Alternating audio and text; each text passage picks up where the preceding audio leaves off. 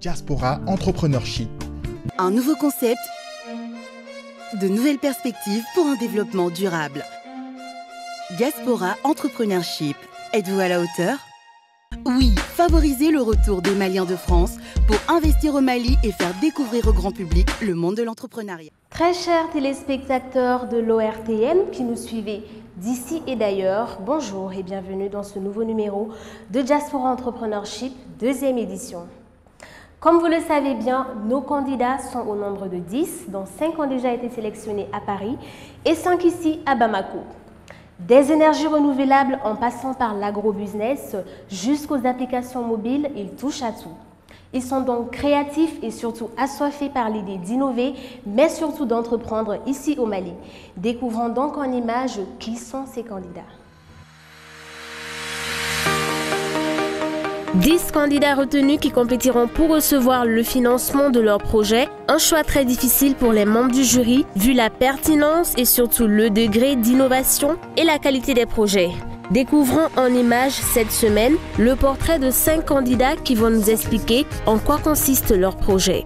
Donc, on vous a évalué vos projets selon certains critères qu'on veut partager avec vous, pour que, comme on l'a dit, la transparence. On a évalué l'expérience, le niveau de formation, la maîtrise technique du promoteur, l'aisance du manager à présenter son projet, l'analyse sectorielle de l'activité, le degré d'adaptation du projet au Mali, l'impact du projet sur l'économie malienne en termes de création d'emplois, le degré d'innovation également du projet et le degré d'implication du promoteur dans le projet. D'accord? Donc ce sont ces critères sur lesquels on a évalué ces différents projets.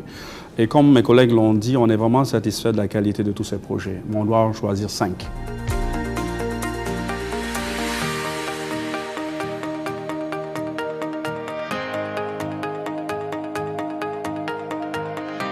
Bonjour, Ismaël Gamalou, 34 ans, marié, 2 enfants, installé en France depuis octobre 2001. Je présente le projet Balo Sanouma. Le projet Balo Sanouma consiste à mettre en place une chaîne d'épicerie de proximité qui va résoudre des problèmes de salubrité alimentaire, car là actuellement nos marchés de proximité qu'on appelle en Bambara Sougouni, là où les femmes s'approvisionnent pour préparer les repas quotidiens, sont très sales. Les condiments sont vendus dans des états déplorables. Donc Balo Sanouma amène une nouveauté dans ce sens-là, à savoir mettre en place une chaîne d'épicerie de proximité, là où les gens peuvent se rendre et trouver tout sur place et à un très bon prix. J'ai connu le projet Diaspora Entrepreneurship à travers sa campagne de communication via Internet. Donc j'ai pas mal d'amis qui ont suivi la première édition et apparemment ça a été un succès et j'ai voulu me présenter à la deuxième édition.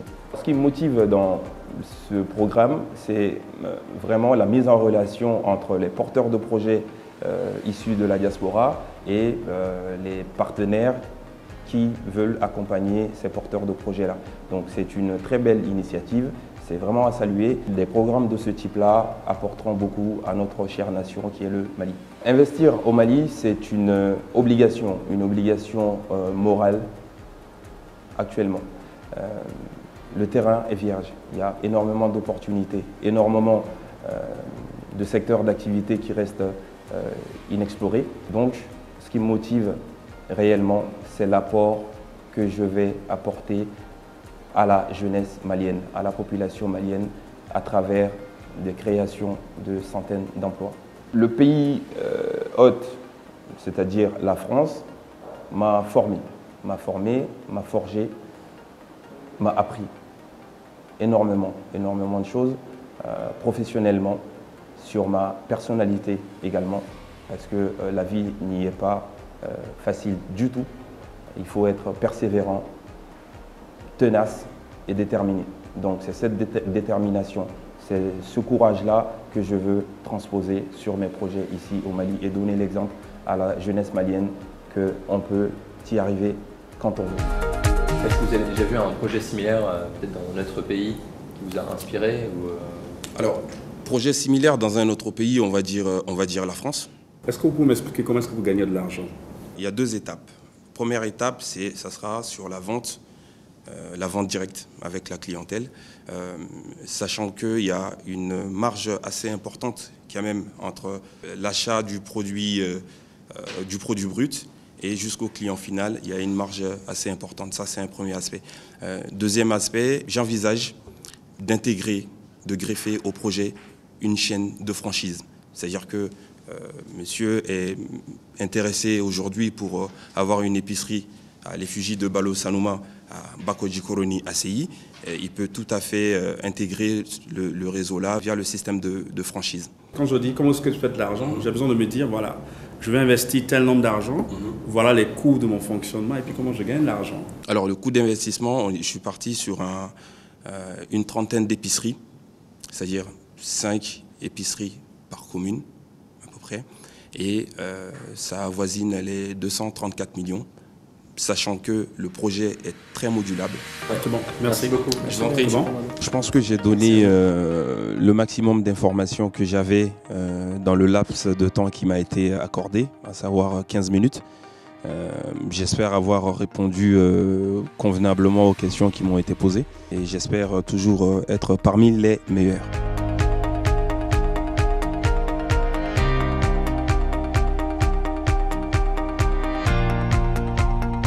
Je me nomme M. Sakou Fousseni, je suis marié, je suis père de 4 enfants. Je suis en France depuis 2001, je suis travaillé dans le secteur de la sécurité privée. Mon projet, c'est la création d'un centre de formation en sécurité privée. L'année dernière, quand je suis venu, j'ai créé une boîte de sécurité.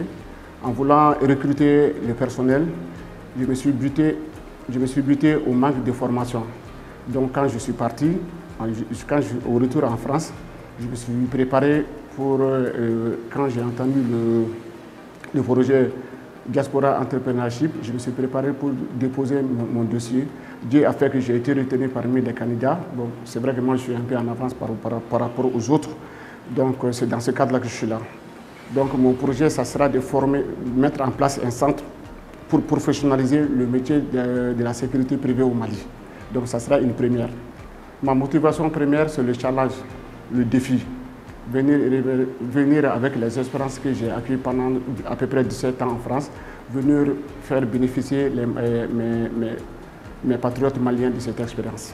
Après 17 ans à l'extérieur, je me suis fixé comme objectif un retour dans mon pays. En retournant dans mon pays, je voulais faire le même métier que j'ai fait, mais en faisant autrement. Parce que quand vous voyez aujourd'hui au Mali, dans la sécurité privée, on recrute, chacun fait sa formation à côté. Moi, je voulais faire en sorte une universalisation, mais avec les normes internationales pour faire bénéficier à tout le monde. En France, pour réussir déjà, c'est le courage, la ténacité, le savoir-faire et le respect des autres. Donc, partant de là, je me suis débrouillé à avoir, depuis dans la clandestinité jusqu'à ce qu'arriver à avoir les papiers. Donc, voilà.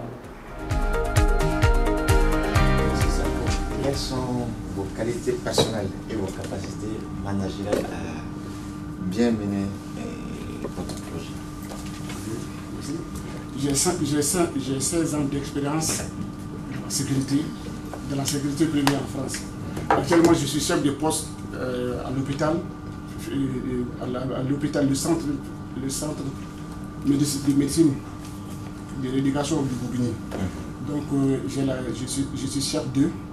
Donc, tout ce qui est la formation des agents, la mise en place des équipements, je peux le faire.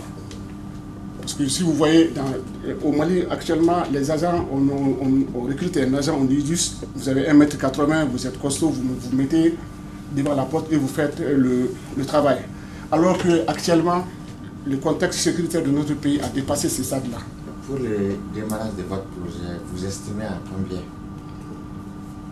Bon, quand j'ai été, vu le manque de matériel, parce que tout le matériel qu'on a besoin ne se trouve pas au Mali, moi je pense que ça sera entre 20 000 et 30 000 euros pour le démarrage du projet. Merci. Aujourd'hui, vous avez une entreprise de sécurité existante en France, au Mali ou sur les deux territoires? Non, au Mali. D'accord. Mais ici, je suis salarié. D'accord. Donc, vous avez quelqu'un qui gère votre structure? Non, non. Parce que pour le moment, je l'ai mis en standard parce que parce que moi, je me suis dit que je ne peux pas faire le travail sans la formation. Donc vous avez un agrément. J'ai tout le papier qui est préparé, mais qui n'a pas d'activité. Mais qui n'a pas d'activité pour l'instant. D'accord. Qui sont vos clients? Est-ce que ce sont les autres entreprises de sécurité pour former leur personnel? Est-ce que ce sont les entreprises comme l'ORTM pour former leurs agents? Ou est-ce que ce sont les particuliers qui vont être diplômés pour aller postuler chez Sécuricom ou ailleurs? Ou c'est un petit peu tout ça à la fois? Qui paye? Bon, le centre sera ouvert à tout demandeur d'emploi. Donc je me suis dit, je pourrais, quand je ouvre le centre, je pourrais démarcher les districts, que ce soit la PEJ ou l'ANP. En plus de ça, je pourrais démarcher les structures existantes déjà, dont les agents n'ont pas ces qualités requises, qui vont être nécessaires pour l'exercice du métier de la sécurité privée au Mali. Merci beaucoup. Oui.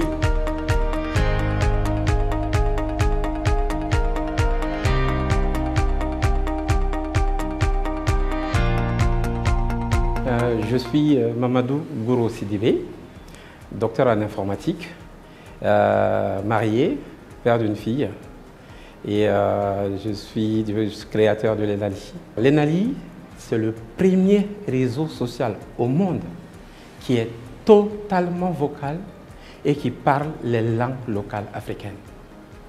Donc, ces réseaux vont permettre à tout un chacun, qu'on soit instruit ou non, de pouvoir utiliser ces réseaux-là comme tous les autres. Et c'est le but de l'ENALI. Diaspora Entrepreneurship, je l'ai connu lors du forum en janvier des chefs d'État entre l'Afrique et la France. Et là, j'ai connu Diaspora Entrepreneurship et les promoteurs. Et j'ai eu même l'occasion de participer la dernière fois, à la première édition, à la cérémonie de clôture. Donc, ce qui m'a permis de savoir que c'était un projet intéressant et que les gens qui sont derrière les promoteurs, ils avaient quelque chose de sérieux, que les candidats et les projets étaient bons. Donc, ce qui m'a poussé à aller vers cette structure. Ce qui me motive le plus, c'est qu'on est parti faire ailleurs nos études et des carrières professionnelles. On revient avec des projets. Et tous les candidats sont bons, tout le monde a un projet intéressant, donc il y a quand même un défi. Et puis aussi, cette aventure, ça doit être utile pour nous et pour les pays. Et donc moi j'ai envie, avec tous les autres, de lever ces défis-là. Pendant plus de 13 ans, j'ai travaillé dans les très grands projets de recherche et développement en informatique en Europe, financés par la Commission européenne. J'ai même eu à être un responsable scientifique d'un grand projet financé à hauteur de 10 millions d'euros par la Commission européenne, le numéro 2. Alors c'est bien, sauf que dès qu'on voit en Europe, il y en a énormément. Alors qu'ici, notre pays a besoin de gens, il y a beaucoup de Maliens valables qui ont fait beaucoup de choses. Et moi, je voulais revenir dans mon pays, apporter ma petite pierre au développement de notre société dans le domaine des technologies. Mon pays hôte, la France, m'a appris beaucoup de choses. Déjà, après mes premières études au Mali, un passage par un autre pays, je suis arrivé en France, il fallait rentrer dans les systèmes. Et c'est un combat, parce que tout ce que j'avais appris n'était pas forcément ce qui était adapté localement. Donc, j'ai eu à m'adapter, première chose. Ensuite, j'ai eu un deuxième diplôme là-bas, d'ingénieur, pour ensuite aller vers un doctorat, et puis la chance d'aller dans les grands projets où on m'a donné à moi, Malien, cette chance-là. Et donc, moi, je veux remercier ces pays-là pour cette opportunité-là qui me permet aujourd'hui d'apporter quelque chose à mon pays. On peut arriver, après 400 000 personnes, à 96 millions de chiffres d'affaires en un an. Et sur les 5 ans, on atteint presque les 4 milliards 900 millions de chiffres d'affaires. Rien que la publicité. Comment tu comptes récupérer cet argent-là à travers Internet? Comment je compte? J'ai dit la publicité. Oui, c'est-à-dire qu'elle, aujourd'hui, elle va faire son produit, d'accord? Au début, elle n'est pas très connue, d'accord? Demain, elle souhaitera grandir, et c'est le modèle exactement qu'utilise aujourd'hui Facebook. Donc, elle va vouloir faire des campagnes de pub. C'est ce que j'ai dit, que le prix d'une campagne de pub par jour, une publicité qui dure 24 heures, nous, on le vend à 200 francs. Tu as besoin de combien d'argent? Et puis, comment est-ce que tu comptes rembourser, l'amortir? Ce sera la dernière question. D'accord. Moi, j'ai besoin de, en gros, de 132 millions aujourd'hui. Donc, je souhaiterais avoir 32 millions pour me lancer. Et ces 132 millions, ça nous permet d'atteindre les 400 premières 1000 personnes. Merci. Félicitations à toute l'équipe. Hein. Félicitations. Au début, j'ai pris peut-être quelques temps à rentrer dans la chose, entre guillemets. Mais je crois qu'après, j'ai pu me rattraper, trouver ma petite vitesse de croisière. J'espère que je vais être sélectionné, évidemment, c'est le but. On se bat pour ça, donc je viens. Et dans mon esprit, c'est pour être financé parce que je crois en mon projet, parce que j'ai beaucoup travaillé pour cela, mon équipe et moi. Donc on vient pour gagner. Après, c'est eux qui jugeront.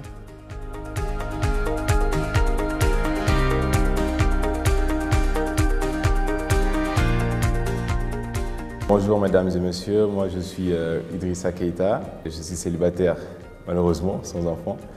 Mais bon, Inch'Allah, ça viendra. Le projet que je porte à ce concours, c'est le projet PAP, PAP, c'est le projet de production d'agrumes et de papaye. C'est un projet qui est dans le domaine de l'agrobusiness, c'est une révolution en termes de procédure de production. Parce qu'il faut bien se dire la vérité, les champs qui se trouvent au Mali, c'est les champs qui n'ont pas assez d'innovation technique, donc la productivité n'est pas à la hauteur de la concurrence qu'il y a sur le marché international. Diaspora Entrepreneurship, j'ai connu le concours à travers mon père, qui est un peu dans le milieu de l'entrepreneuriat. Il est venu, il m'en a parlé, ça trouvait que j'avais déjà mon projet qui était déjà un peu ficelé.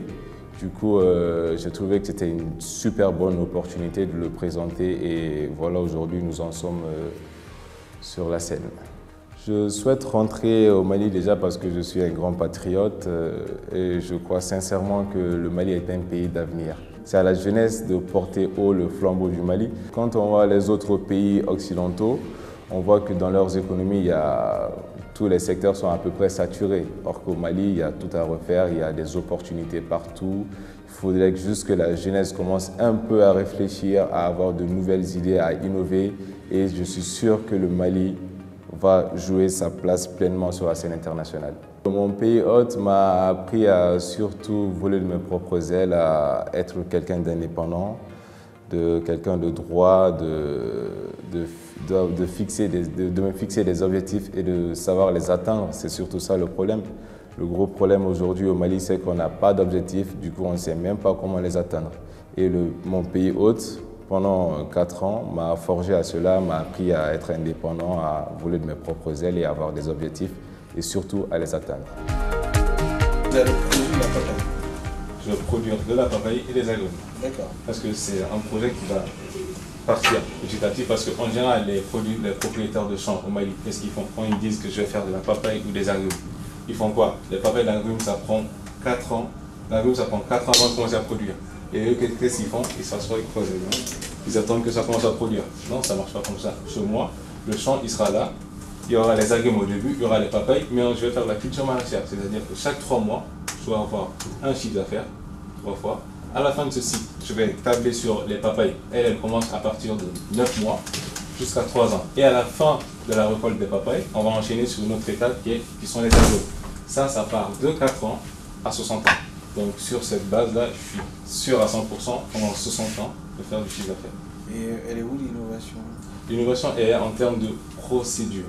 Parce que les gens pensent que l'innovation, ça ne se limite pas seulement à un nouveau produit, mais ça se base aussi sur la façon de faire le produit. Et l'investissement évalué à combien? L'investissement, pour le moment, on l'a évalué à 42 400 000. CFA? CFA, exactement. Rentabilité? Sur la première échéance, on va faire 10 millions de retour sur l'investissement. Première année, première échéance. Échéance, c'est-à-dire? Non, première année sur... Après 4 ans? Oui, après 4 ans, après que l'on soit rentré dans le vif du sujet des agrumes. D'accord. On aura 10 millions pour récolte. Ensuite, on aura 17 millions. Après 7 millions. Et 8 millions qui va se stabiliser au fur des années, jusqu'à 60 ans. Déjà, vous avez demandé le détail des 42 millions. Oui. Ça va se repartir comme suit. Le terrassement, c'est-à-dire tout ce qui est aménagement du sol, tout ça. Parce que quand tu as un champ, forcément il y a des arbres, il y a des cailloux. Ça va coûter dans les 4 millions, 400. Après, il y a les ressources et les moyens d'extraction de l'eau. Les pompes, les forages, tout ça, ça va coûter 9 millions. Il y a l'équipement d'irrigation. Mais attends, excuse-moi de te couper là. Par rapport au forage, il y a un forage qui existe déjà ou pas? Ouais, c'est ça. En fait, c'est l'extension, il faut aller sur parce que les 9 millions, là, justement, on a cru au départ qu'il y avait un forage et qu'il y avait aussi une possibilité de tirer l'eau. En fait, le problème, c'est quoi? C'est que quand tu as un champ qui est à côté du fleuve, c'est bien, mais il faut aussi avoir de la puissance pour déjà retirer l'eau et le stocker. Parce que le problème, c'est pas juste mettre une motopompe et aller verser de l'eau, non. Parce qu'il faut contrôler la quantité d'eau aussi, parce que l'excès d'eau aussi, ça peut tuer les plantes. Vous êtes prêt à abandonner? Moi, je suis prêt à abandonner tout pour mes objectifs. Très bien, merci beaucoup. Ça a été un entretien assez serré. On a beaucoup discuté, on a vu beaucoup de points. On a vu tous les contours du projet. Les jurys en face, ils étaient de très bonne qualité, ils m'ont posé des questions assez pertinentes. Pour la suite, je me souhaite toutes les chances du monde.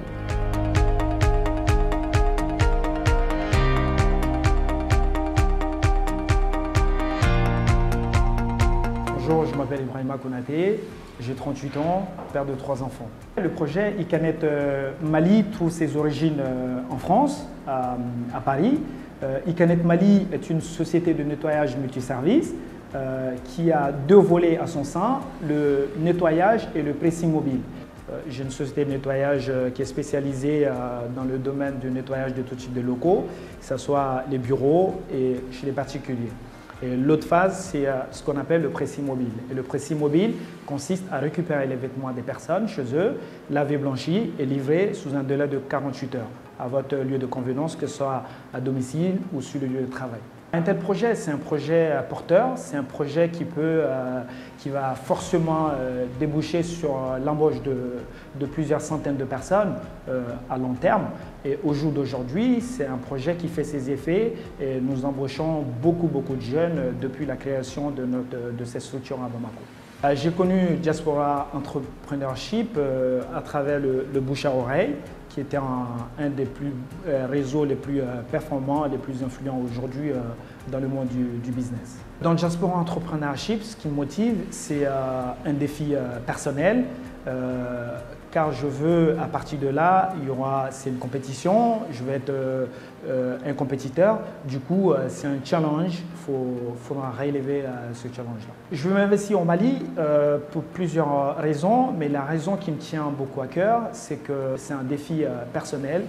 Je serai le plus grand créateur d'emplois parmi les personnes de la diaspora au Mali. Mon pays hôte, c'est la France, m'a tout donné. Si je devais créer un pays aujourd'hui, je dirais que c'est la France. La France m'a tout donné, m'a tout appris, m'a forgé et a fait de moi ce que je suis aujourd'hui.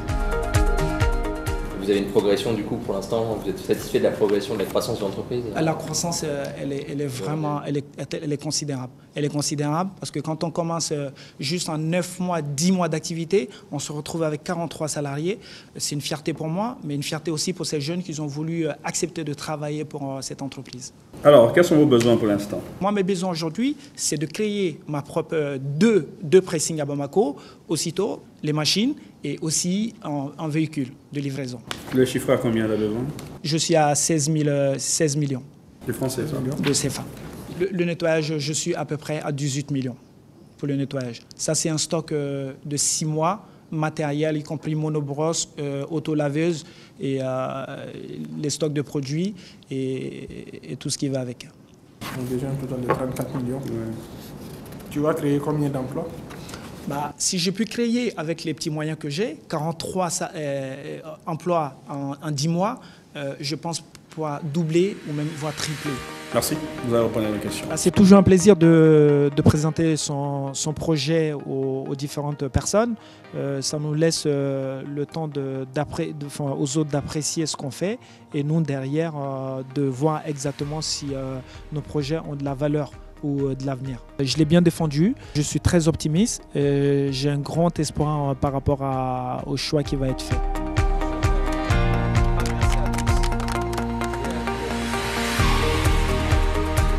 Eh bien, très chers téléspectateurs, merci de nous avoir suivis. C'est tout pour aujourd'hui. J'étais très ravie de passer ce moment avec vous. Je vous donne donc rendez-vous la semaine prochaine pour un nouveau numéro. D'ici là, portez-vous bien. Au revoir. Diaspora Entrepreneurship. Un nouveau concept, de nouvelles perspectives pour un développement durable. Diaspora Entrepreneurship. Êtes-vous à la hauteur? Oui, favorisez le retour des Maliens de France pour investir au Mali et faire découvrir au grand public le monde de l'entrepreneuriat.